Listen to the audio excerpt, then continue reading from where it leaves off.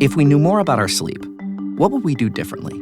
Would we go to bed at a consistent time or take steps to reduce interruptions to our sleep? With Sleep Score, Apple Watch measures your bedtime consistency, interruptions, and sleep duration. Then, every morning it combines these factors into an easy-to-understand score from 1 to 100. So you'll know how to take the quality of your sleep from okay to very high. Know your sleep score with Apple Watch. iPhone 11 or later required.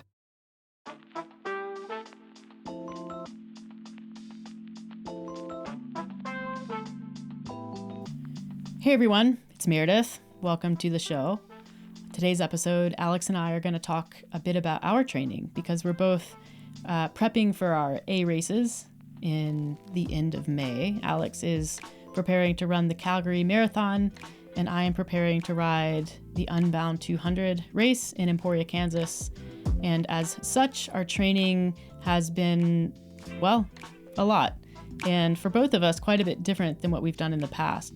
So we're going to give you a bit of a sneak peek, a look behind the curtain into what we've been doing, what's going well, what some of the injuries and the difficulties that we've had to navigate and how we've done that, and hopefully inspire you and excite you for what you have coming up.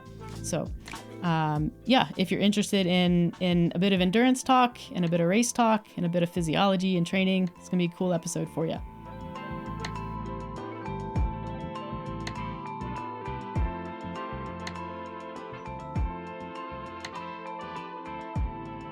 So Rin got spayed. Rin's our kitten. Although she's 11 pounds. Apparently she needs to lose some weight. Oh, but I underestimated how difficult it might be to sequester a kitten from the rest of, because she's very used to being around us. She's very used to being around the other animals. The last cat that we had who got spayed was Ivy, and that happened when she was an only cat. You know what I mean? Yeah. So it was a little bit easier to handle her. Yeah, because she could just be around us and that was no problem. The issue with Rin is that, Rue could tackle her at any moment, which she does. And because of Rue, mostly. The way that Rue raised her. She gets around via, jumping on furniture. The floor is lava. Because the floor is where Rue lives. So if she's on the floor, she's likely to get chased by Rue. But if she hops around from the couch to the chair to the island, then she doesn't have to be on the floor. But she definitely can't do that with stitches. No. So she's sequestered back in her original room, the downstairs bedroom, where you have to spend the night with her. Yeah. I mean, you don't have to sleep with her, but it's the right thing to do. Yes. She shouldn't be alone the entire night. No. So that means we're sleeping by ourselves, which pros and cons. I had a great sleep last night. You said that wasn't because of my absence. How could I keep you up?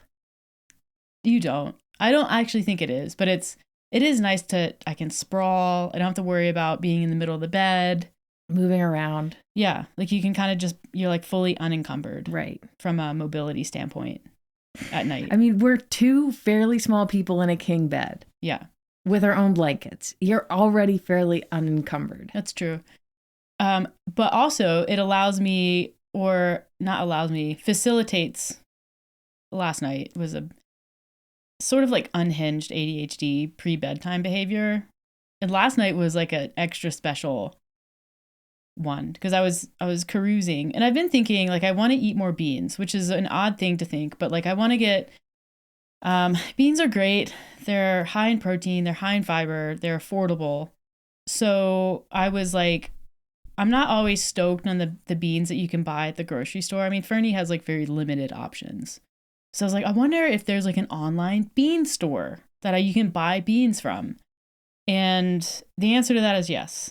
But not only is there an online store, there's people who grow heirloom varieties of beans. Very niche, very special beans. This is not what a brain like mine needs to discover at 10 p.m. because then I'm like on this bean website and I'm reading about all these beans, and there's probably like 50 or 60 types of beans on this one website. So I ordered like 7 different types. We have like 7 pounds of beans coming. Fancy beans. I'm worried about storage. I mean, they're like, beans are dense. Even like a pound of beans, it's not like, it's not like they take up that. A pound of coffee isn't that much. Yeah, exactly. So just imagine like coffee beans. Okay. The name of the store, we're not sponsored yet, is called Rancho Gordo. They're based in Napa, California, and they grow like all of these kinds of beans. And they write like special things about them. You know, these are how they taste, the texture, how they're best cooked. I'm like super excited. Yeah, me too. To get these beans. I hope that you make some new recipes from them. Probably. There's like, you can make pastas with beans. I grew up, okay, we'll go down a sub rabbit hole. But one of the things that I grew up eating, which I think is just like kind of common in the South, but definitely like very affordable food item, is like pinto beans, just cooked with chopped onion and mustard. That does not sound like something I would like. So good. You're going to have some, but you do, it's like yellow mustard too. So you do the beans, mustard, onions, delicious. That sounds horrible. No, it's super good. Yeah. Okay. And even some of these beans, the guy's like writing about them, and he's like, you know, if I want to do something sort of Southern, I will just chop up some onion and squeeze lime. So I guess you could use lime juice instead of mustard. That sounds a bit better. Yeah. Well, good job. Thank you. And I did all of that and was still like lights out at 11. Nice. I know. I started a new book. Oh, what'd you start? I don't know what it's called because it's on my Kindle. Okay. I can maybe look it up quickly. Because you just finished All the Way to the River. So now that we've both read that book. Yeah. How did you find that book? I loved it. Yeah. I would recommend it. Unless you're someone who doesn't like heavy type books, then maybe not for you. Like it's a heavy read. Yeah. But it's like a very real thing. Because she wrote, Elizabeth Gilbert wrote Eat, Pray, Love, which people might be more familiar with that movie than the book, but it was a book first.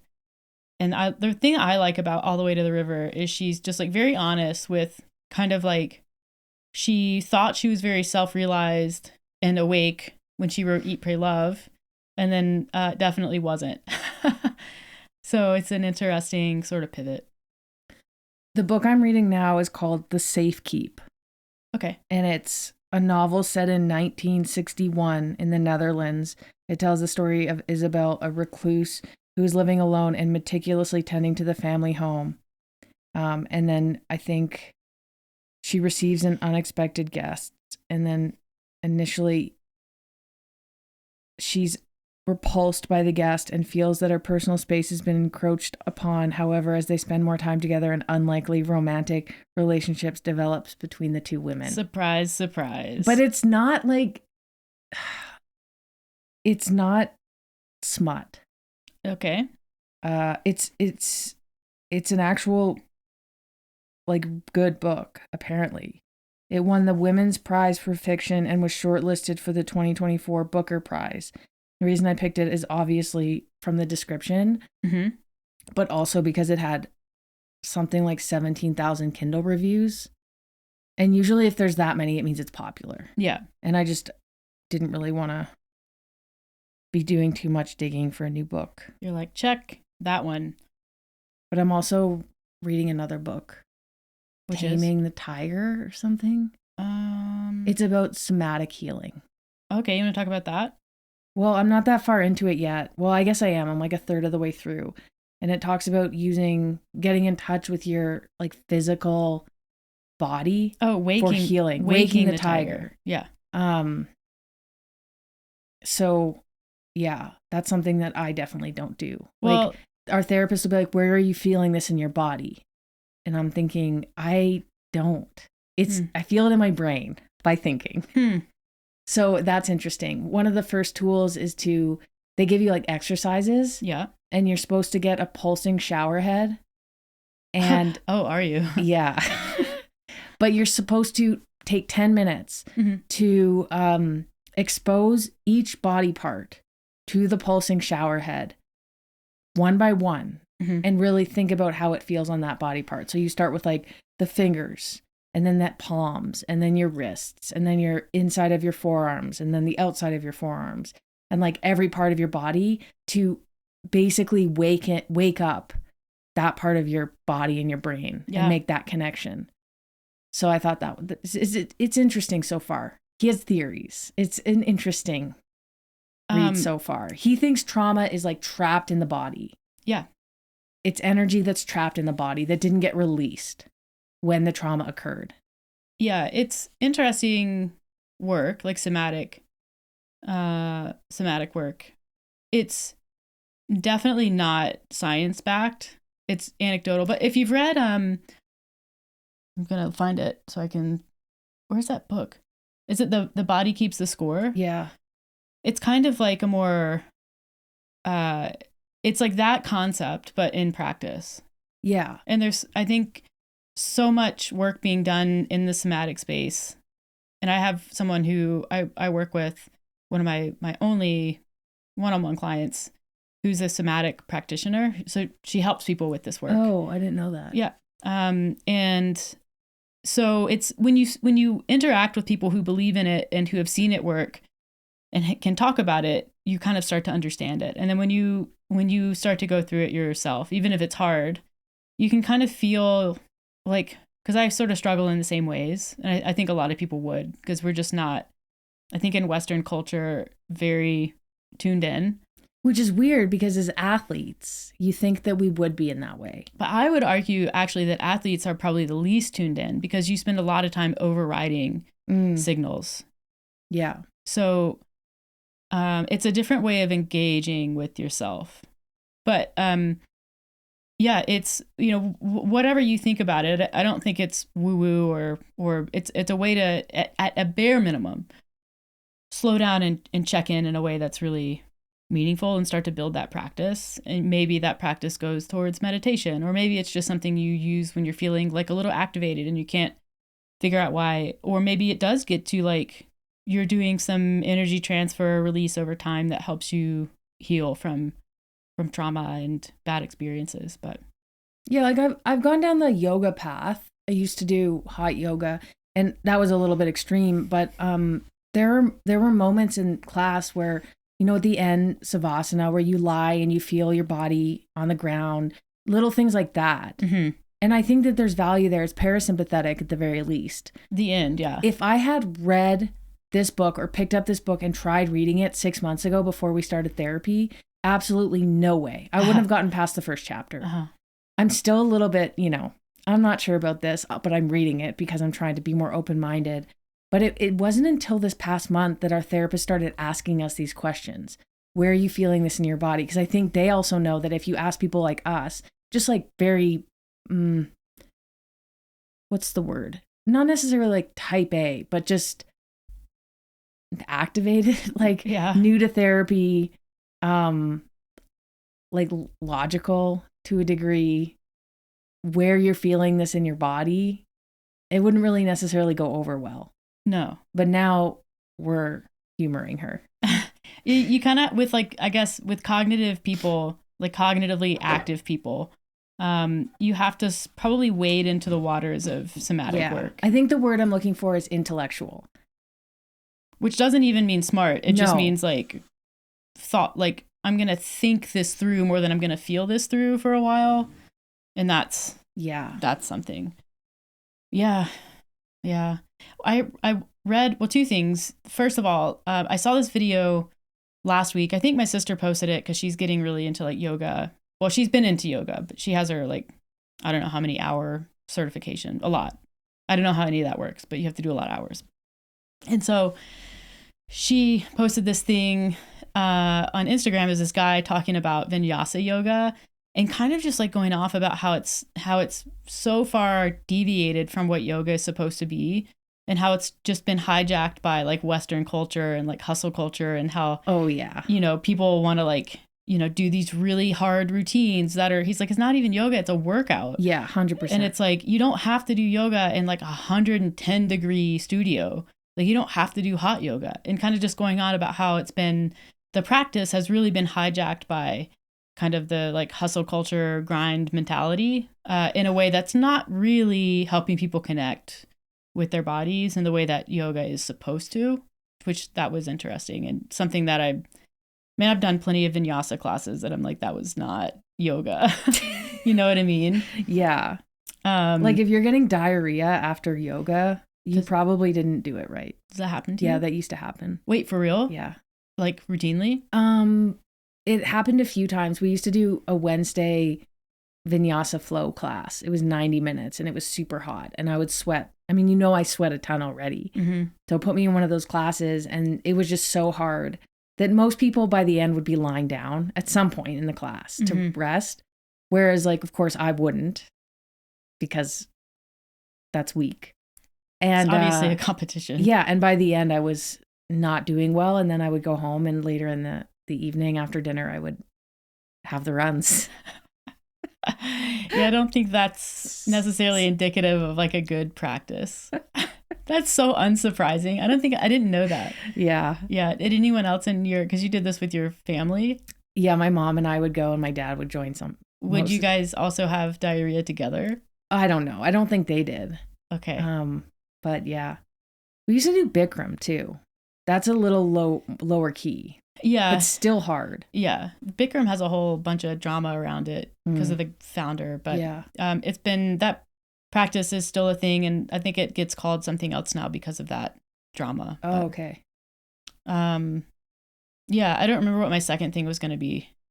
But anyways, the somatic work's been interesting. We should get into lymphatic brushing if you want sensory. Okay. That's actually like super nice. Oh, what I was going to say, the shower head thing, because I don't want to install a shower head or have one installed unless you do. Well, I tried it, but we don't have without the pulsing.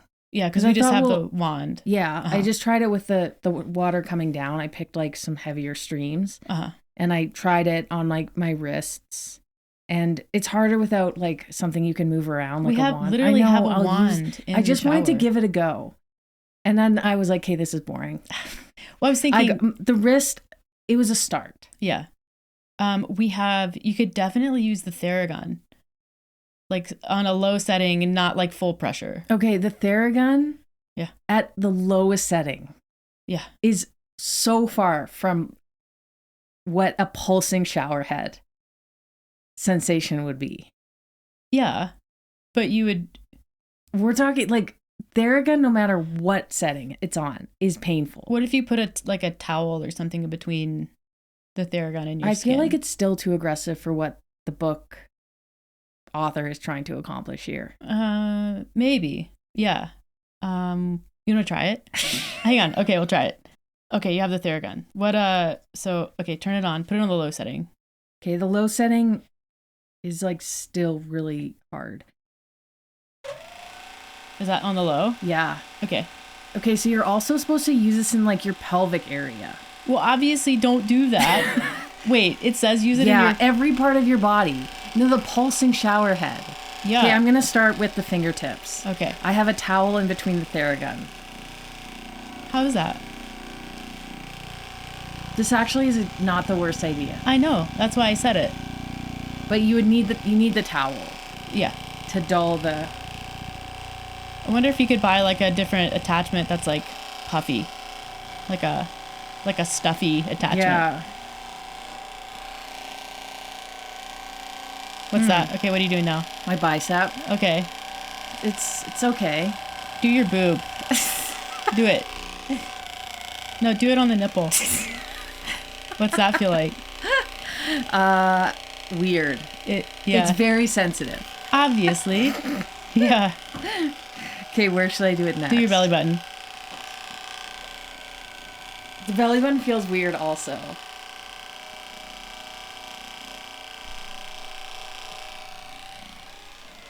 What are you doing now? My hip. Do like maybe the middle of your leg.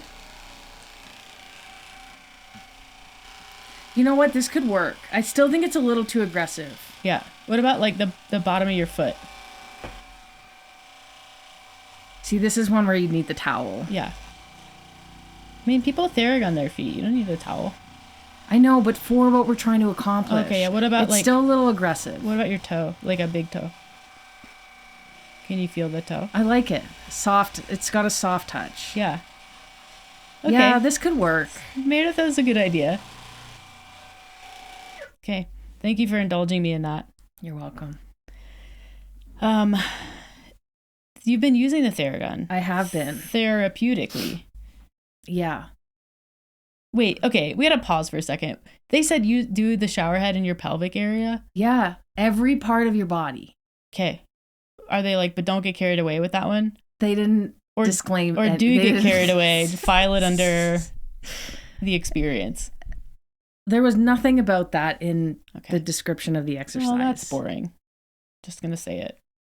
I'm reading or / listening to a book called Judgestone, which is talk about a hard pivot away from Theragun and pulsating shower heads. It's a book by James Patterson and Viola Davis, and I've never read a James Patterson book. He's, I think, written probably like, I don't know, a bunch. But it's super good. It was released on like March 9th, and it already has almost 9,000 ratings on Goodreads.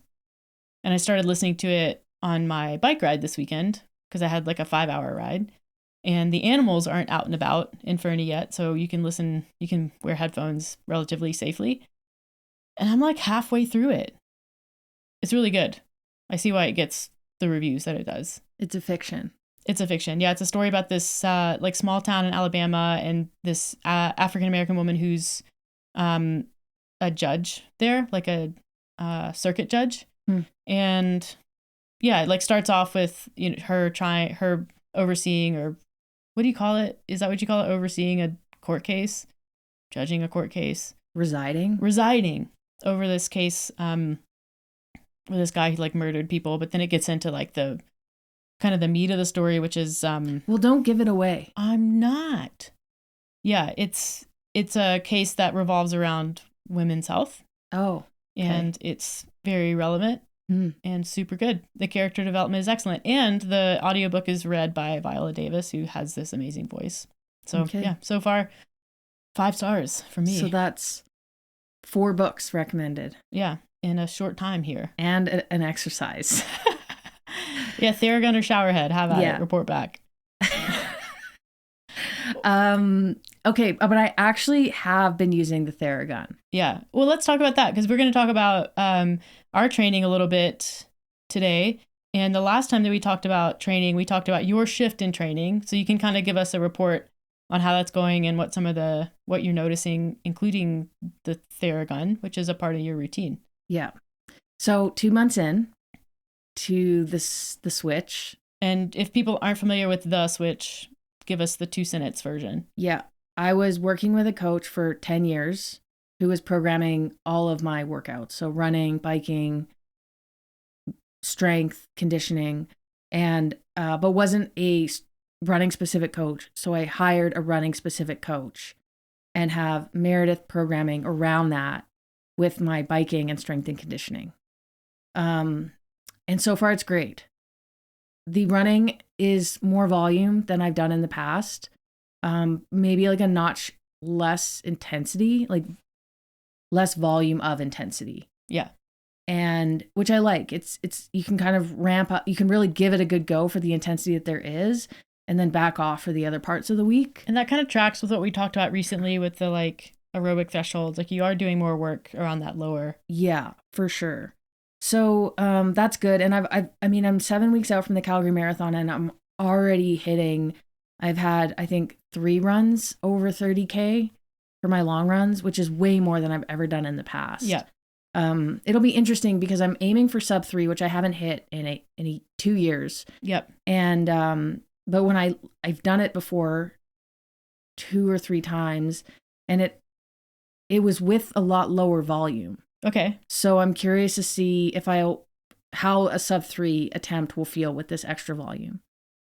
I like the running coach. But I think more than that, I have really enjoyed having somebody like you who's a little bit more hands-on and adaptive. Yeah. So you're able to program a little bit based on how I'm feeling. Yeah. And that, which like, I remember when I started, you're like, okay, I want my workouts for the week. I don't want to like wait till the day. Mm-hmm. But here we are. But you were doing that, and it was good because I wasn't really peaking. Yeah. Or really hard into training. I was just building up. Yeah. So it was nice to have the whole week laid out. And then as things are getting a little more volume with the running and just trying to figure out what the right balance is. Yep. It has been nice to kind of pull back a little bit and go day by day. Yeah. And map out the week based on what my runs look like, how I'm feeling, I mean, I've never run this much before. So yeah. Or ran. Either one. So you can't really plan for it. But overall I feel good. Yeah. I have we'll talk about this maybe, but a little bit of a tweaked back, but for the most part, I feel like I'm doing well with the volume. Yeah. But one thing that you noticed when I started training was my movement limitations. Yep. Specifically, I always thought it was my hips. And so why did you think it was your hips? Well, when I first started CrossFit many, many years ago, I thought I just had tight hips from skiing. Mm-hmm. And I think I did. Like my squat was bad. My hips were always aching. For the first probably 2 years of doing CrossFit, they were just aching. Eventually that went away. My squat improved. But then I started having some pretty significant lower back problems. But nothing that was, like I never went to the doctor for it. It was just physio. Like my low back would always just feel tight. It was very much muscular. Mm-hmm. And then when I started running more, it was just, my back was always tight. And long runs, the limitation was always my back. And I could always run through it, but my back. And then lately I've been feeling like my hamstrings more. Mm-hmm. The last marathon I did last year when I did Calgary and blew up, I had this kind of bad glute hamstring pain. And I've just been running through it. So you discovered that my ankle mobility is horrible. Oh, Mm-hmm. I also have had like pretty bad issues with feet, like toe cramps. And then I've developed turf toe. Yep. And turf toe's not that bad. It's just whenever I do anything where I arch my toe back, like upwards, so a burpee, a lunge, yeah, anything like that, it causes my like big toe joint to really hurt. Like it's jammed. Yeah. So all that, my ankles have very limited mobility, which I think since working on increasing my range of motion, a lot of my aches and pains, especially my posterior chain, have gone away. Yeah. And I kind of puzzled that one out because I think like you kind of see the hip limitation. Like you see someone's squat depth isn't there, you see the compensation, but then there's two things that stuck out to me that were like, maybe this is ankle. It was like, your shin position was super vertical in your squats.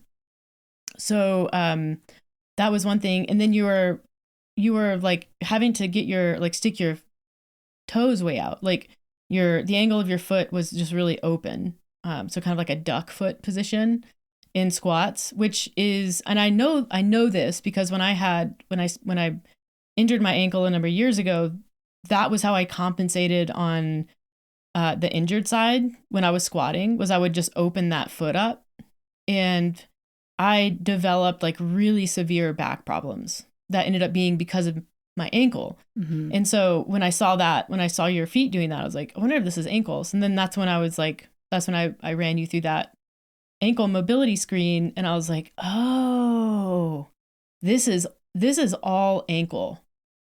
This is like all of your problems. I'm going to say all of them, but a lot of them, even though they appear as like hip, back, hamstring, I'm like, it's your ankle, and your body's just like compensating in ways that it has to. But it's like if it's not the correct movement pattern, then yeah, that's going to lead to some issues over time. Like your ankles are super important in movement, but even in running for gait mechanics and like shock absorption.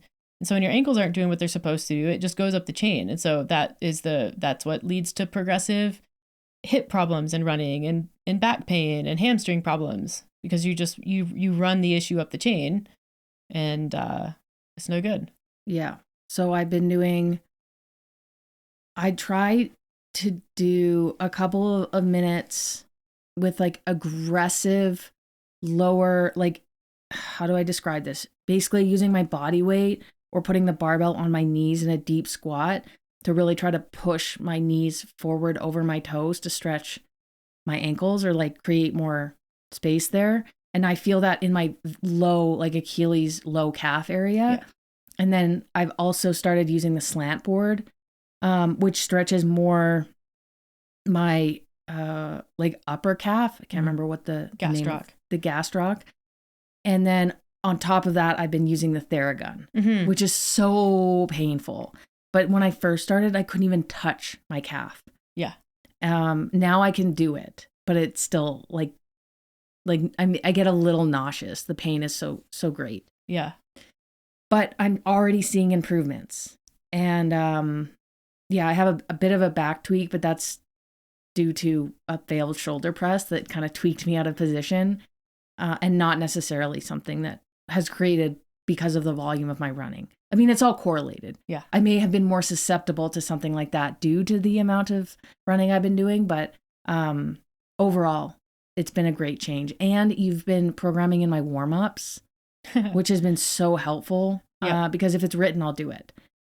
But if it's not written, then I do my own warm-up, which is a couple of leg swings, if that. Yeah. It's interesting because I'm not a big warm-upper either, but I do warm up, and it's like the less complex the training session. Like if I was just doing an Olympic lifting session or something like that, I might not do a full-on like cardio inclusive warm-up with, lots of different movements. I tend to just kind of like make sure everything's feeling good and then warm up the movement. And that's pretty common practice in Olympic lifting. But when you're doing like multiple body parts or mixed modal training, like getting a proper warm up in helps. And then for you, I think it can, and for many people, be a really good way to improve mobility, because your mobility doesn't necessarily improve with just stretching. Like dynamic movement through a range of motion is the best way to improve mobility over time.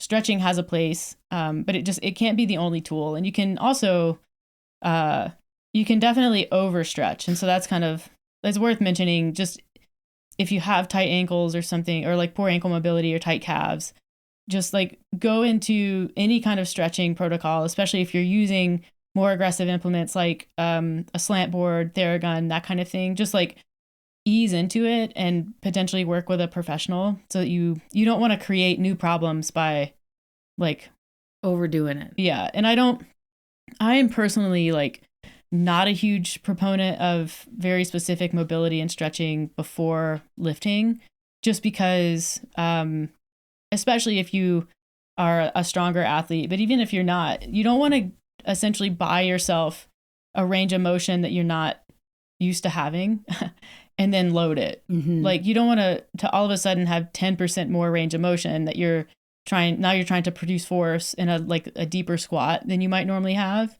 That's not a good idea. So that's why I like dynamic warm-ups in sessions and then static stretching away from workouts. Yeah. Yeah. Which is how you've been doing it. But just as a general practice, that's how I would recommend doing it. Yeah. Remember when we first got the Theragun? And I was thinking like, okay, do this to my calves. So we were watching TV, and I was lying with my legs on your quads. Mm-hmm. So lying down flat, horizontal. And this was my doing. Because you were like, keep going. Yeah. You probably did it for 15 minutes aside. Yeah. And I'm just like, I was thinking like, if it doesn't hurt, it doesn't work. That's when it comes to like body work, it needs to be painful. So I'm thinking this is really going to do it. And I was feeling it up into my hamstrings, into my glutes. I'm like, it's going to release everything. I got up from that session of Theragunning, never used a Theragun before. And I couldn't walk. Went to bed the next morning, still couldn't walk. And then my ankle was like injured. And wasn't this like kind of in race season for you? So then I was like, okay, well, I'm sure it'll be fine. And so I ran 20K on this ankle and ended up going to physio. And I guess like the nerve, because nothing was actually wrong with the ankle, but I had damaged or irritated the nerves to the degree where it felt like something was actually broken in my ankle. It felt like broken. Yeah. So I had to give it like a week or something, and then it got better. But I don't think I've used the Theragun since. Yeah. And now it's 1 minute max. Yeah. More is not better with things like that. It's like going back to the somatic work. It's like the only thing I can feel is pain. So if it's not painful, it's not working. That's why I don't get massage. I'm like, if it feels good, it's not helpful. I don't know. Like you should. I got a really good massage at the resort, like the ski hill last year, and I was like, I get it. So maybe you should try that again, because I don't know the last time you had a massage. I think needling is the best. It can be a really good tool, and it doesn't really hurt that much. No, I think some people have no tolerance for it though. Yeah. I think it just depends on. It doesn't feel good. It's not like, yeah, this feels good. But it feels like a deep, it's like when you have a really, really, it feels like someone's scratching an itch that in your muscle. Yeah. Yeah, it works well. I had it done yesterday on my quads. Yeah. I had it done all over my body to help my back, and it worked. Yeah. So yeah, that's how my training's going. Yeah. 7 weeks out from Calgary, and your peak excited. Week is, when is your peak volume again? I have 1 more month, so I think my peak week is the first week of May. Yeah. And then the marathon is the 24th or 25th. And you're kind of feeling like the psychology of this particular phase, which is the like, why am I doing this? Like, why am I even running this race? Yeah, I do think anytime you have a niggly or an injury that, especially with something like running or biking, where you're feeling it with every step, it just makes the effort so much harder. And that's why I always tell people, like, don't run through pain, don't run through injury, which I did this weekend because I'm familiar with this pain, like this back injury. And I know that nothing's actually hurt, it's just muscular, but it just makes the effort so much harder. And so I had this thought of, I don't want to run a marathon. I don't. And I've kind of always had that leading up, especially the week ahead, the week leading into it. I'm just like, it's going to be hard. You don't really want to do it. But then the day of, you just know, you trust that you're going to be ready mentally. And yeah, I'm in that phase right now, especially with the tough long run this weekend. You do question what you're doing. Yeah. And why. Like, what's wrong with me? And you're just fatigued. I am not peaking. Yeah. But I'm peaking in terms of intensity and volume. And so you're riding the line of adaptation and fatigue. Yeah. I love the last week. It's actually been the last 2 weeks. On a kind of a specific day of the week, you get really tired and you're like, I just don't know why I'm so tired and what's going on. And one of the reasons I like using a platform like Training Peaks for endurance programming is that it will tell you. So it's Joel Friel's platform, and so it uses his sort of calculations for fatigue and form and chronic training load and acute training load. And so if you put in all your training and you do all of your training as it's written, and this includes, you can put strength training into, and it makes some assumptions on that. Like it kind of just looks at the duration because it doesn't understand what the training is. And unless you use their strength builder, which I don't, because I don't like it. It maps out your training load over time. And so you have essentially two numbers that represent the relationship between your acute training load and your chronic training load. And those numbers are called form and fitness. And so your form is essentially like how ready you are to race. And then I said form and fatigue, or form and fitness. What I meant was form and fatigue. So form is how ready you are to race. And then fatigue is how your chronic training load and your acute training load relate to your sort of current, where you are in your training and what you're doing daily. So, I mean, as we've talked about, when you're training and you're overreaching and you're creating adaptation, you're building fitness, but you're also building a lot of fatigue. And so the game is always managing fatigue, specifically around racing. Like you want your taper to get rid of a maximum amount of fatigue and a minimal amount of fitness. You're going to lose fitness when you taper. It happens. But if you can basically get rid of, because fitness takes longer to develop and longer to go away, fatigue takes is a much faster sort of toggle. So you can get rid of a lot of fatigue. And if you do that, then you create this big gap between those two. And then you have a lot of form, which is a lot of usable fitness. So anyways, when you're in Training Peaks, it gives you scores for those things. And on the days when you complain about feeling really tired, I can literally log on to your Training Peaks and see where your fatigue number is at for the week. And it's always on the highest, or like technically the lowest number.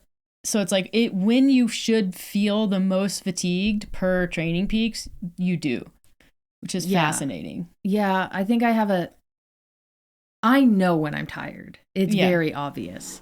But I also know that when I'm tired, if I give it a day or two, I can usually bounce back. Yeah. And that's how it should work. Mm-hmm. And that I think it's the bounce back that means you're managing fatigue within your sessions really well. That like the properly getting into overtraining is when you're not bouncing back so well. So you're seeing fatigue is staying up, and then those, you're not necessarily building fitness. You're having to like make your workouts easier. Yeah. Like you have all of the super negative psychological effects going. Yeah. And I don't necessarily think if I'm feeling fatigued, I don't think I need to shorten my workouts. I need to do less. I think, what do I do more of in terms of recovery? Because I want to keep that volume because I know it's going to help me perform. And I know I can handle it if I manage my fatigue and my lifestyle, which I think is why I've been able to adapt. First off, I'm not swimming anymore. And not because swimming was that tough on my body, but it was requiring me to get up at 5 a.m. twice a week, which means I'm getting an hour and a half less sleep 2 times a week. And because of this work that I've been doing in therapy and engaging, like I'm not as activated, I'm more parasympathetic, I'm just like more relaxed, we're arguing less, which frankly opens up a lot of time in the day, in the week, even a couple extra hours.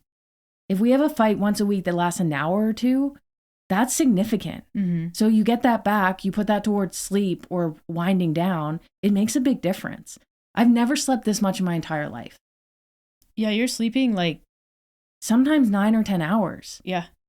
That's partially because I'm not waking up frantic. Because I'm not as like activated. Yeah. It's wild.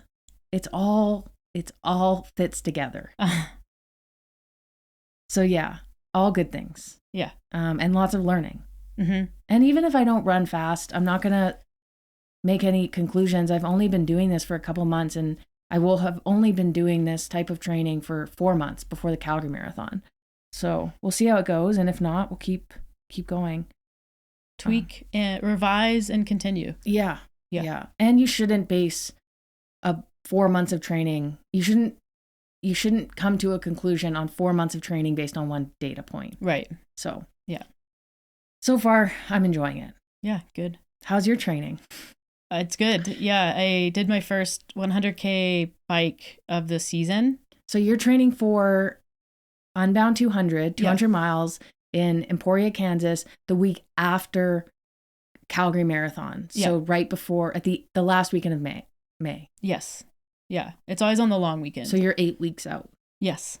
Yeah. And yeah, so I did my first 100K last weekend, so late March. Which is definitely it's the earliest I've ever ridden 100K in the season. And part of that is because it's dry enough and ferny to do that. Like it's been a really mild winter, which everybody knows. So yeah, I didn't have to like ride a stupid little loop to get it done, but I also had more, like it was going to be 100K, whether it was, an expansive ride or one where I was doing, 25-kilometer laps. But it felt really good. Like it wasn't a push really. Like the thing that I have going right now is a niggly knee, but I think that's skiing related. Like I think I tweaked it that one day that we were out a few weeks ago, and I'm having some like weird patellar tracking issues, but it's not getting worse, and it's not super problematic. It's just like a thing that I noticed. So I did back off a couple of days to give it a chance to recover, and I'm getting some PT done for that, but it's it's fine. It's not a serious injury. Is your PT painful? It's not that bad. Like needling is sometimes, if they get the right spot, it can be quite uncomfortable, which she got into my TFL yesterday, and that's a pretty touchy area. But it's good. I feel really lucky to have access to a really good knee PT. And me. And you. For massage. Oh my God. Yeah. So a couple weeks ago, I guess backstory is you get a lot of massages from me. Mostly my calves and feet. And back. And quads. No. And back. Yeah. Yeah. As much as I can get, really. Yeah. But I don't get a lot of massage from you, partially because I don't think you like it. And also I don't ask for it. So the other day, it was kind of, it was before I think my first PT appointment for my knee. You were like, what if I massage your quad? And I was like, yeah, that'd be great. Before bed. Perfect. So like I'm laying on the bed, and, you have your lotion and you're in position. And I see you coming in with like your thumbs. Yeah. And I was like, oh, I see you're kind of like going in with the single digit. Why don't we maybe start with like the palm and warm the area up before we start using like individual fingers? You were actually a little bit more aggressive with how you said that. Yeah, because you basically said, you don't start with the digits. You're like, oh. I was about to be in so much pain. Yeah. You were coming in with your fingers. Because I got this idea. I'm like, I'm going to make this go away with pain. And I'm like, no, that's not how you do it. That's not how you give a massage. And then they eventually got, it was like, but even when you got there, your fingers are so, I was like, am I getting a massage by Skeletor? What are you doing? It was so aggressive. Yeah, I have like super bony hands. Yeah. They're not made for massaging. Nope. They're made for piano playing. Yeah, it's a travesty that you didn't do that. Yeah. You could you could get an octave plus with your fingers. Yeah. So yeah, thank you. I don't know that did a whole lot though. I won't. It's like, well, I guess I'm just bad at it, so you don't get asked again. I was trying. Too hard. We were trying too hard. Okay. Yeah, so that's been fine. But training's good. It's a lot more biking. Like I would say my volume's definitely up. I was checking on Strava at the beginning of this podcast to see what how much higher it is than last year. And it's on average, I'm like 12 to 15% higher compared to last year, with certain days being like much higher. So how many hours per week does that look like for you right now? So what, it's like 7, not probably 12 hours on the bike. 12, like it's going to go up to probably 15 starting soon. So most of your sessions during the week are 90 minutes. Mm-hmm. And then you'll have a couple 2-hour sessions around or on the weekend, and then a long ride. Yeah. On Sunday or Saturday. Yeah, exactly. And two of the workouts are structured, and then the bulk of the volume is at like a base riding, sort of like zone 2, zone 3, was really like zone 2. So yeah, it's lower. Like I remember the workouts I was doing, the training I was doing last year was a lot higher. And like I was doing like VO2, I was doing some like FTP sweet spot, and then like the long rides. Like I was doing a lot more intensity. And again, it's like you, that worked, but I would get to early May and just kind of be over it. And that's not how you want to feel when your race is at the end of May.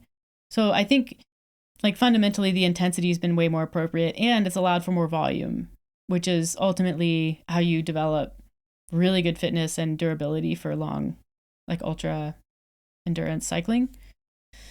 So yeah, it's been feeling really good. And then the strength work, I mean, I've been writing my own strength stuff or doing tactic in some capacity for the last little bit. I backed off strength work for a while there, just from like a scheduling standpoint, and to help really, I was like, I kind of wanted to really get a feel for the cycling volume. And so I kind of ditched a lot of strength volume and gym volume for a while, and now I've added it back in. And that helped, I think, my brain as well as my body in feeling like not stressed about getting the bike stuff in as a priority. So you mean taking strength off the table for a few weeks helped? Yeah. Yeah. And it was like around our travel. And for me, when I overdo it, I run the risk of just like mailing in sessions or not doing them. And so I kind of wanted to make sure that I didn't do that.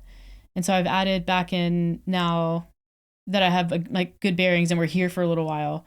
I'm dabbling in a 2-day-a-week 5-3-1 format just to see how that goes, which is, I think, going to be really cool because 5-3-1 is a really unique and like very effective strength program that is actually kind of lower in volume, a lot lower in volume. And then you can choose how you want to introduce volume in the accessory work. And so for me, it's like, it's more volume than work up to a heavy set of 5, but not like, okay, we're doing 3x8 or 3x10 volume on like squats, which would just be inappropriate right now. You don't want to be doing that. So, yeah, I mean, I'm only on the second week of that, so we'll see how it goes. So what's the goal for you with strength right now? Is it to support biking? Is it to support longevity? Is it, what is it? Like why add the strength back in 8 weeks out from Unbound? I think strength helps with riding and with durability. Like I think that gravel cycling and mountain biking are technical, and you have to be able to maneuver your bike and deal with forces and have really good midline and core strength. And so you don't necessarily get that by just like sitting on the bike and riding. You get a lot of things from being on the bike, but you can get even more if you just commit to training like a strength and conditioning program that is complementary to the bike. So that it's in, to some degree, like joint health for sure. Like cycling is so quad dominant in like a very concentric kind of a way. Like there's not a lot of eccentric movement. And so I know the value of eccentric movement. And so I definitely want some squatting and pulling in there to help balance things out and keep my joints happy. And then also I just really like lifting. Like that's it for me. Could I be a better cyclist if I didn't lift so much? Probably. But I'm not ready to necessarily go there. Yeah. I mean, I'm already doing quite a bit less than normal, and I'm making good progress on the bike while maintaining strength. And for me, like I don't need a lot. I adapt really quickly to strength. So it's, I was like, okay, I'm going to ditch it for a couple weeks. And but I also knew that as soon as I brought it back, I would adapt right away because I always have. It's just been my MO with strength training. It doesn't really go when it leaves, it doesn't go far. So even, 1 or 2 weeks in, I feel differently, it'll come back. So that mostly. Nice. Yeah. I mean, you need triceps to grab a bike. Yeah. If you don't have good arm strength, like your bike handling will deteriorate over time. You will get really sore. Your neck will get tight. Yeah. One thing I notice when I'm biking, especially mountain biking, is core strength.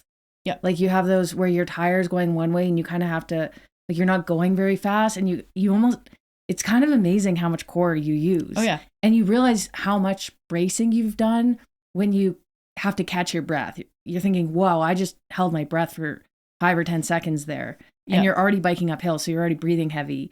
Then you realize how much you've had to engage to get your bike kind of back on track. Yeah. And that's just going up. Uh-huh. I mean, going down is another story. But on gravel, it's the same thing. It's being able to adjust. Balance is huge. Mm-hmm. Single leg stuff, I think, is really important for endurance athletes. So, yeah, and just keeping up with jumping and all that stuff that helps. Yeah. With coordination and balance. Plus, when you're biking inside a lot, you're not getting that stimulus of riding outside, of that balance, of that strength, that sort of thing. Different like brain engagement. Yeah. So anything you can do to emulate that. I mean, for you, I've put this in my training too. I've been using our like landmine attachment a lot, which is great. Like I'm ticked that I haven't used that thing more because it's such a good tool for that kind of, it's not full on odd object because you're using a barbell still. But it forces you to move in a different plane and to brace your core and to stabilize in a way that is super different than just doing barbell lifts and working only in that kind of like sagittal plane. Mm-hmm. Yeah. So like there's definitely ways to train that sort of the coordination and the core strength and the really athletic part of biking or just doing things. You have to think outside the box for it though. Yeah. I mean, sure, I'm running in a straight line on pavement, but I need to be able to jump over puddles. Or dodge dogs or people on the pathway. Yeah. Yeah. It's important to be a multi-sport athlete, even if you're only training for one sport. By the way, I had a dream last night that I made it to the Olympics. For synchro diving. Really? Yeah, with my friend Erin Milzinski, who's actually an Olympian, but she's retired now. And did you send her a message? No, but I might. You should. And just maybe, what if she was like, oh my God, I had the same dream. That would be really weird. Then you guys would need to start training some synchronized diving. Yeah. as mid-30s. That is a sport that I would never be able to do.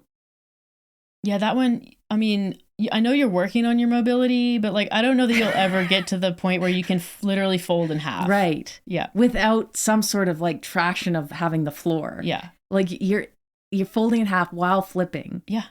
In the air. Synchronized with another person. Yeah, absolutely no way. I took springboard diving in university as a PE. That was fun. That was fun. Bet. Yeah. Because I grew up swimming, so we were just playing on diving boards all the time. So I was like, oh, this would be cake. It's not. It's not cake. And we, because I went to a big school, so our aquatic center was really fantastic. And we had the 1 meter springboards, the 3 meter springboards. Was like, you want to talk about something that's terrifying. People look at platform diving and you think that's terrifying. I'm telling you, a springboard diving board that's about 10 feet off the ground is even more terrifying. Yeah, I bet. Because I did it all. We didn't do the high platform, but I did whatever the medium height is, and then the 3 meter springboard. Holy moly. You feel like you're 50 feet in the air. Yeah, I bet. Wild. Not for me. That's so weird that I had a dream about that. Yeah. I don't know. They say dreams mean something, so.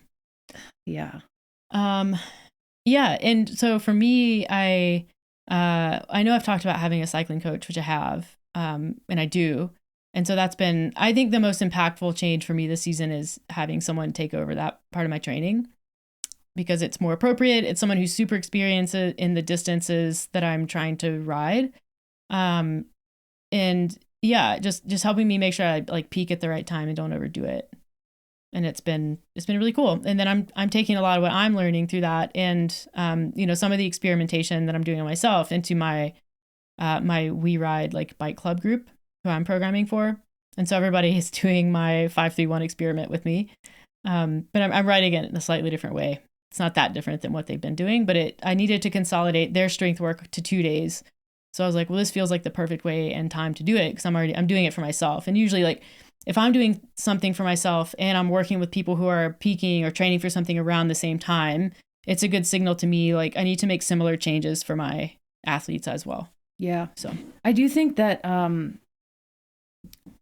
that when you're training hard for an endurance competition or event, especially long ones where you are training that modality at least 4 times a week. For some of us, it's 5 or 6.